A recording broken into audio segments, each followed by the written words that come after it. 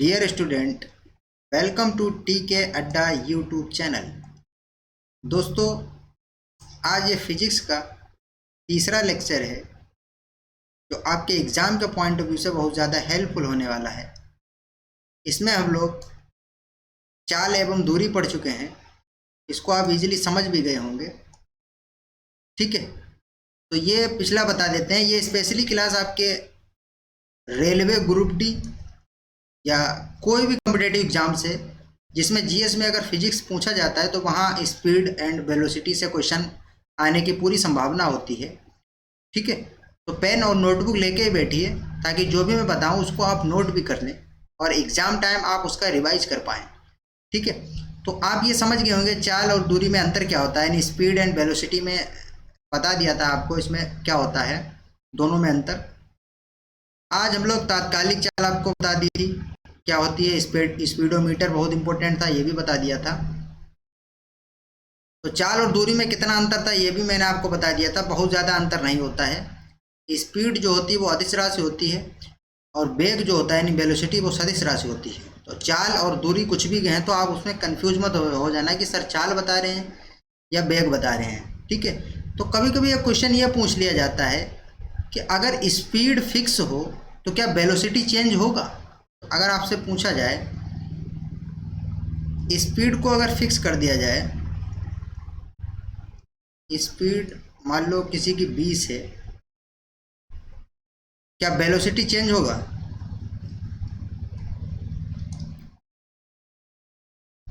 वेग चेंज होगा? नहीं होगा। तो आप कहेंगे चेंज होगा। कैसे? क्योंकि वेलोसिटी सदिश राशि है। स्पीड भले ही फिक्स हो लेकिन वेलोसिटी फिर भी चेंज हो जाता है। कैसे? अब आपको हम एग्जांपल से समझाते हैं। तो ये कभी कभी एग्जामिनर इसको क्वेश्चन में पूछ लेता है, कौन सी कंडीशन है। तो देखो, माना जब कोई व्यक्ति या ऑब्जेक्ट वृत्तीय पथ पर गति करता है, मान लो किसी की स्पीड 20 मीटर पर सेकंड मान लो और वो वृत्तीय पथ पर चल रहा है। माना कोई व्यक्ति यहाँ पे था, वो स्पीड अब की उसकी कितनी है? 20। ठीक है, कितनी स्पीड है? 20। लेकिन वेलोसिटी के लिए डायरेक्शन की ज़रूरत होगी है। जब कोई ऑब्जेक्ट ए पॉइंट पर होगा तो उसकी डायरेक्शन क्या होगी? इस तरीके से। जब कोई इस पॉइंट पे आएगा तो उसकी डायरेक्शन क्या होगी? डायरेक्शन हमेशा क्या होती है? टेंजेंशियल होती है, यानी तिर्यक रेखा स्पर्श करते हुए उसकी डायरेक्शन होती है स्पर्श रेखीय। ठीक है, जब ऑब्जेक्ट यहाँ होगा तो उसकी डायरेक्शन ये होगी, जब ऑब्जेक्ट यहाँ होगा तो उसकी डायरेक्शन ये होगी। डायरेक्शन का अगर हम नाम लिख लें, 20 मीटर पर सेकेंड ले लो या 20 किलोमीटर पर घंटा ले लो, किलोमीटर पर घंटा। ठीक है, तो इस कंडीशन में उसकी स्पीड तो 20 है, फिक्स है वेलोसिटी, लेकिन उसका वेग चेंज होगा। परिमाण तो 20 ही रहेगा, परिमाण में चेंज नहीं आता है, क्योंकि वेग यानी वेलोसिटी में दिशा की ज़रूरत होती है। किसकी ज़रूरत होती है? दिशा की ज़रूरत होती है। तो यहाँ आप देख रहे हैं दिशा आप इसकी बदल रही है। इधर इसकी दिशा पूर्व थी, इधर पश्चिम थी, इधर उत्तर थी और इधर दक्षिण थी। ठीक है, तो इसकी डायरेक्शन चेंज होने के कारण वेलोसिटी चेंज होगा। वेग लिख लो यहाँ, चेंज होगा। ठीक है, एक कंडीशन और होती, जैसे यही वाली कंडीशन आपने घड़ी भी देखी होगी। जो घड़ी की सुइयाँ होती हैं उनकी स्पीड तो फिक्स है, स्पीड फिक्स होती है,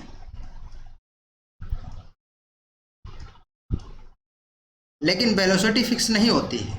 हालांकि मैं आपको बता चुका हूँ कि वेलोसिटी और स्पीड में कोई अंतर नहीं होता है, एक ही चीज़ होती है, लेकिन डायरेक्शन के कारण वेलोसिटी चेंज हो जाती है। ठीक है, तो ये क्वेश्चन एग्जामिनर इसको घुमा के आपके एग्जाम में बता सकता है, तो ये आप याद रखना।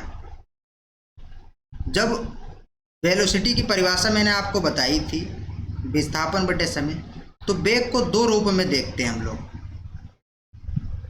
यहाँ पे बताते हैं,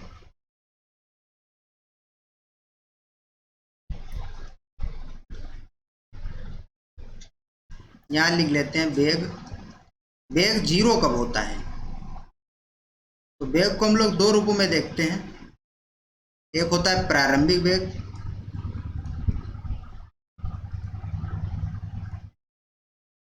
प्रारंभिक वेग न्यूमेरिकल जब सॉल्व करेंगे उसमें ये काम में आता है। प्रारंभिक वेग जीरो कब होता है? क्या हमेशा जीरो होता है? प्रारंभिक वेग यानी इनिशियल वेलोसिटी, इनिशियल वेलोसिटी।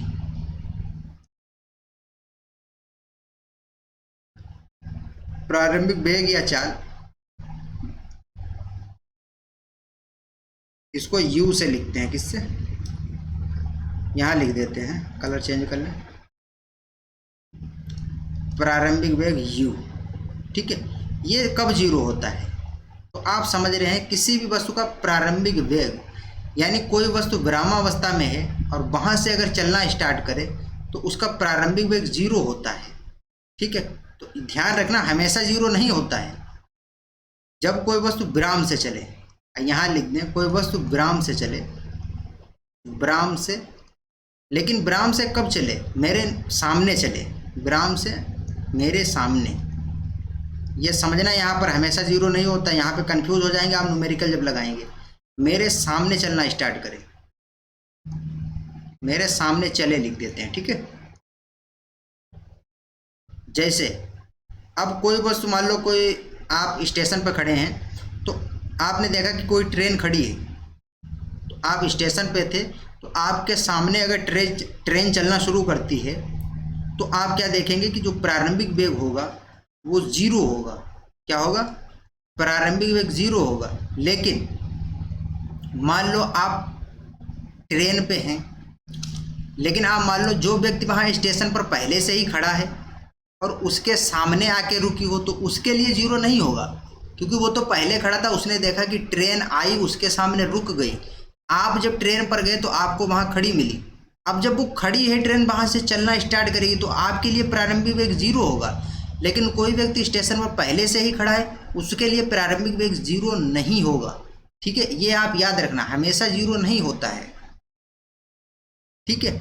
आपको कोई ट्रेन खड़ी मिले तब तो प्रारंभिक वेग जीरो है, लेकिन कोई बंदा पहले से ही खड़ा है, उसके सामने से कोई ट्रेन आई, रुकी, तो उसके लिए वो प्रारंभिक वेग जीरो नहीं होगा, ठीक है। तो न्यूमेरिकल में ये आपके काम में आएगा कि क्वेश्चन कैसे एग्जामिनर पूछ रहा है, ठीक है। अब आपसे अगर कहें कोई ट्रेन आई और रुके ही ना हो, निकल जाए, तो उसका ना तो प्रारंभिक वेग जीरो होगा, ना अंतिम वेग जीरो होगा, ठीक है। तो प्रारंभिक वेग आप समझ गए क्या होता है, ठीक है। आपकी नज़रों के सामने से अगर कोई वस्तु चलना स्टार्ट करती है, तब उस टाइम तो वो रुकी थी, जब रुकी थी तो उसका प्रारंभिक वेग जीरो होगा। जब उसने चलना स्टार्ट किया, तब जो जितने स्पीड से चलेगी वही उसका अंतिम वेग होगा। अंतिम वेग, अब दूसरी जो बात आती है अंतिम वेग, अंतिम वेग भी आपको हम समझा देते हैं। याद रखना, अंतिम वेग भी हमेशा जीरो नहीं होता है। यहाँ लिख देते हैं अंतिम वेग।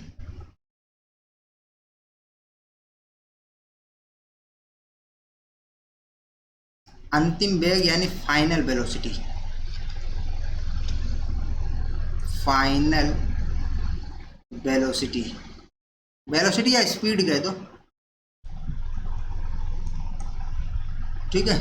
इसको जरा ध्यान से समझो, इसको हम लोग b से डिनोट करते हैं, b से डिनोट करते हैं, ठीक है। इसको जरा ध्यान से समझना। तो क्या ये हमेशा जीरो होता है? हमेशा जीरो नहीं होता है। कलर चेंज कर लें, कभी कभी जीरो हो जाता है। कब हो जाता है? कभी कभी जीरो हो जाता है। कैसे?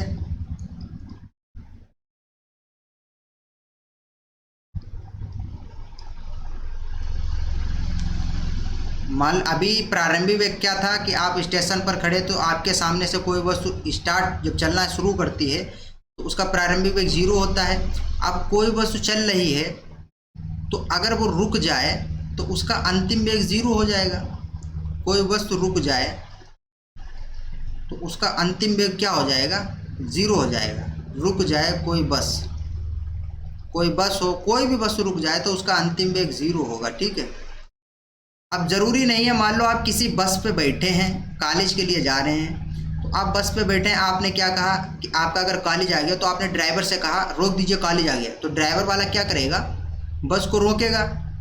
तो रोकते रोकते रोकते रोकते उसका अंतिम वेग एकदम क्या हो जाएगा? जीरो हो जाएगा। रोकने के लिए अगर कोई ऑब्जेक्ट या किसी बस या ट्रेन को कहा जाए, रोकने के लिए कहा जाए, रोकने के लिए अगर न्यूमेरिकल में पूछा जा रहा है, रोकने के लिए कहा जाए,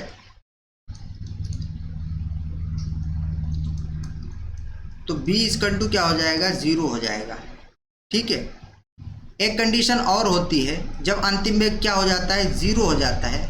किसी वस्तु को अगर ऊपर की ओर फेंका जाता है, जैसे कोई लड़का यहाँ पे था तो उसने क्या कहा, एक बॉल को ऊपर की ओर इस तरीके से फेंका, तो ये बॉल जाएगी अपने वेलोसिटी से, जाते जाते जाते जाते पृथ्वी इसको क्या कर रही है, नीचे खींच रही, तो इसकी वेलोसिटी कम होती जाएगी, धीरे धीरे धीरे धीरे एक पॉइंट ऐसा आएगा ये रुक जाएगी।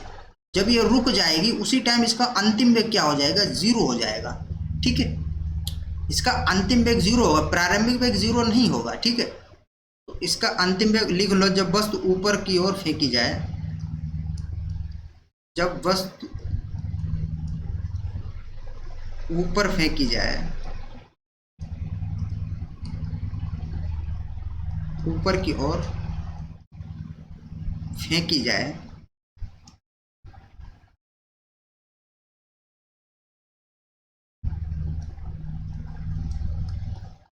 ठीक है, तब अंतिम में क्या होता है, 0 होता है। ठीक है। तो ये आप समझ गए होंगे। तब प्रारंभिक वेग कब 0 होता है, अंतिम वेग कब 0 होता है। तो आपसे अगर न्यूमेरिकल में पूछा जाए तो आप उसको u0 कब करना है, v0 कब करना है, तो आप इसको इजीली समझ जाएंगे। अगर ट्रेन आपकी नज़रों के सामने से चल रही है तो प्रारंभिक वेग 0 होगा। ठीक है। लेकिन कोई बंदा पहले से ही सामने खड़ा है, उसके सामने कोई ट्रेन आई, रुकी, तो उसके लिए प्रारंभिक वेग 0 नहीं होगा, उसके लिए अंतिम वेग 0 होगा। ठीक है। तो समझ रहे होंगे, किसी वस्तु को रोकने के लिए कहा जाए तब रुकेगी वस्तु तभी जब उसका अंतिम वेग 0 होगा। ठीक है। तभी तो कोई वस्तु रुकेगी या कोई बस रुकेगी जब उसका अंतिम वेग 0 होगा। प्रारंभिक वेग तो उसका पता ही नहीं क्या होगा, वो कहाँ से चली होगी, किसके सामने चली होगी, उससे तो कोई मतलब नहीं है। लेकिन अगर कोई ट्रेन या बस आए और आप स्टेशन पर खड़े थे और वो रुके ही ना, निकल जाए, तो ना तो आपको उसका प्रारंभिक वेग पता है वो कहाँ से चली होगी, किसके सामने चली होगी, कोई स्टेशन पर होगा नहीं होगा। ठीक है। तो आप खड़े तो इस स्टेशन पर हैं, कोई गाड़ी आई, वो जब रुकी ही नहीं, चली गई, तो उसका ना प्रारंभिक वेग 0 ना उसका अंतिम वेग 0। ठीक है। तो न्यूमेरिकल में इस तरीके से क्वेश्चन पूछ लिया जाता है। ये वाला अक्सर पूछ लिया जाता है कि जब वस्तु ऊपर की ओर फेंकी जाए तो उसका अंतिम वेग 0 होता है, प्रारंभिक वेग उसका 0 नहीं होता है, क्योंकि ये जब बॉल को ऊपर फेंक रहा था तो इसका प्रारंभिक वेग 0 नहीं हुआ, क्योंकि ये जब हाथ ऊपर की ओर करेगा तो इसने कुछ ना कुछ वेलोसिटी इसके हाथ से आ ही जाएगी बॉल में, तो प्रारंभिक 0 नहीं होगा, उसका अंतिम वेग 0 होगा, क्योंकि वो 1 सेकंड के लिए वस्तु ऊपर रुकेगी तभी तो नीचे आएगी। ठीक है। बिना रुके थोड़े ना नीचे आ जाएगी। कोई बॉल को ऊपर फेंकते हैं हल्के हल्के, धीरे इसकी वेलोसिटी या स्पीड कम होगी धीरे धीरे, एक टाइम ऐसा आएगा कि स्पीड 0 हो जाएगी, फिर वो नीचे की ओर आएगी, तो उसका अंतिम वेग 0 हो जाएगा। समझ गए। तो न्यूमेरिकल बनाने में कोई दिक्कत आपको होनी नहीं चाहिए मेरे हिसाब से। इसका स्क्रीनशॉट ले लो।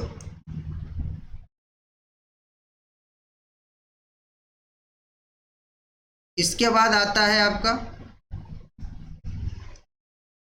त्वरण किसे कहते हैं। ठीक है।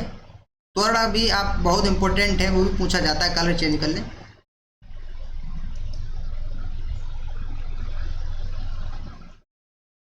त्वरण। ठीक है। त्वरण को हम लोग कल बताएंगे, या थोड़ा सा समझ लो इसमें। एक्सीलरेशन बहुत इंपॉर्टेंट है। त्वरण की अगर हम लोग डेफिनेशन बताएं, the rate of change of velocity is called acceleration. ठीक है। मतलब वेग परिवर्तन की दर को क्या कहते हैं, त्वरण कहते हैं। त्वरण का अगर फार्मूला लिखें, इसको व्यवहारिक तरीके से बताएंगे, आप इजीली इसको समझ जाएंगे। त्वरण को ऐसे लिखते हैं, वेग परिवर्तन की दर, वेग परिवर्तन बटे समय।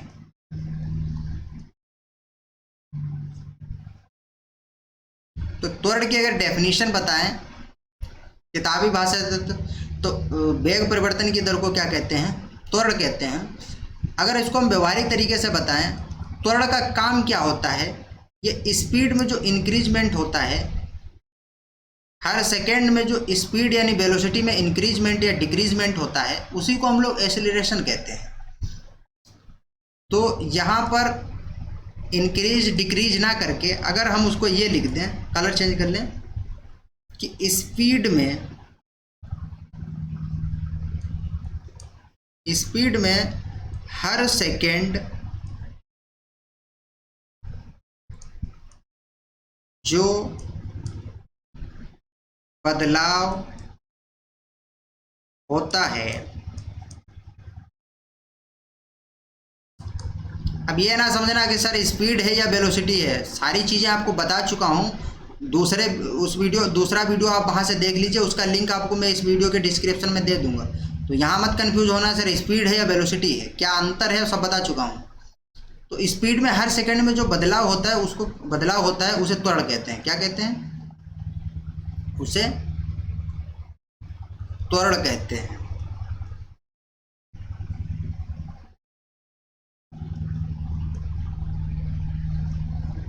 ठीक है। अगर स्पीड, देखो स्पीड में अगर बदलाव आ रहा है तो बदलाव दो तरीके से आता है, या तो स्पीड को वो इंक्रीज करेगा या तो स्पीड को वो डिक्रीज करेगा।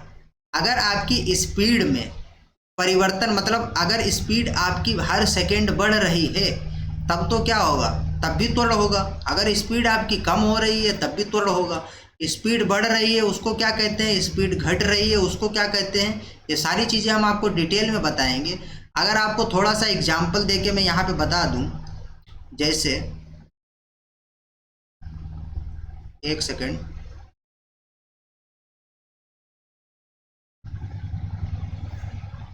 कलर चेंज कर लें फिर बताते हैं, आपको समझ जाएंगे। बहुत इजी होता है इसको समझना, और इसको नेक्स्ट वीडियो में डिटेल में बताएंगे।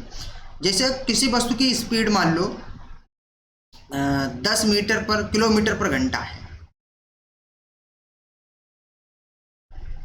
किलोमीटर पर सेकेंड है। अब आपसे कहा जाए कि उसका त्वरण जो है वो 5 है मीटर पर सेकेंड मान लो, तो त्वरण अगर उसका 5 है तो आपसे अगर पूछे 4 सेकेंड बाद उसकी स्पीड क्या होगी, 4 सेकेंड बाद उसकी स्पीड क्या होगी, तो मैंने बताया जो त्वरण होता है वो हर सेकेंड में स्पीड को अगर बढ़ा रहा है तो वही त्वरण होता है। तो त्वरण 5 का मतलब ये हुआ कि जो 10 मीटर पर सेकेंड स्पीड है इसको हर सेकेंड 5-5 ये बढ़ती चली जाएगी। त्वरण का काम ही होता है थोड़ा स्पीड को बढ़ाना। मतलब स्पीड अगर ये 10 थी, ठीक है, अगले 1 सेकेंड में त्वरण 5 है वो 5 बढ़ जाएगा। त्वरण 5 है तो स्पीड 5 बढ़ जाएगी 1 सेकेंड में। फिर क्या होगा, फिर अगले 1 सेकेंड में 5 स्पीड बढ़ जाएगी, फिर अगले 1 सेकेंड में 5 स्पीड बढ़ जाएगी, फिर अगले सेकंड में 5 स्पीड बढ़ जाएगी। तो ऐसा ऐसा आपको 4 सेकंड तक करना है। तो अभी स्पीड 10 थी, अगले सेकंड 15 हो जाएगी, अगले सेकंड 20 हो जाएगी, अगले सेकंड क्या हो जाएगी 25 हो जाएगी, और अगले सेकंड क्या हो जाएगी 30 हो जाएगी। तब ये हम आपको कल डिटेल में बताएंगे। यहाँ से एक फार्मूला भी बन जाता है जिसको गति का समीकरण कहते हैं, और गति के समीकरण किसने दिए हैं, गैलीलियो ने दिए हैं। ये क्वेश्चन पूछा जाता है। ठीक है, तो आज के वीडियो में इतना ही, बाकी हम आपको कल बताएंगे। रेलवे ग्रुप डी के लिए यहाँ से अगर आपने इसको पढ़ लिया, कोई भी क्वेश्चन नहीं इससे बाहर जाएगा। ठीक है, तो आप प्रैक्टिस करेंगे उसको इजीली समझ जाएंगे। जो भी क्वेश्चन आएगा आप उसको इजीली बना लेंगे, कोई दिक्कत नहीं होने वाली है। तो 2 काम जरूर करिएगा जाने से पहले। अगर नए व्यूअर हैं तो चैनल को आप सब्सक्राइब जरूर करिएगा, और वीडियो अगर आपको अच्छा लग रहा है तो आप इसको लाइक भी ज़रूर करिएगा, और वीडियो को शेयर भी कर दिया करें अपने व्हाट्सएप ग्रुप में जो स्टडी से रिलेटेड हुआ करे, ताकि और लोग भी इसको देख सकें। ठीक है, और जो भी दिक्कत हो आप उसको कमेंट बॉक्स में बताएं, मैं यहाँ से इसको बताने की पूरी कोशिश करूँगा। तो मिलते हैं नेक्स्ट वीडियो में। Bye bye, take care.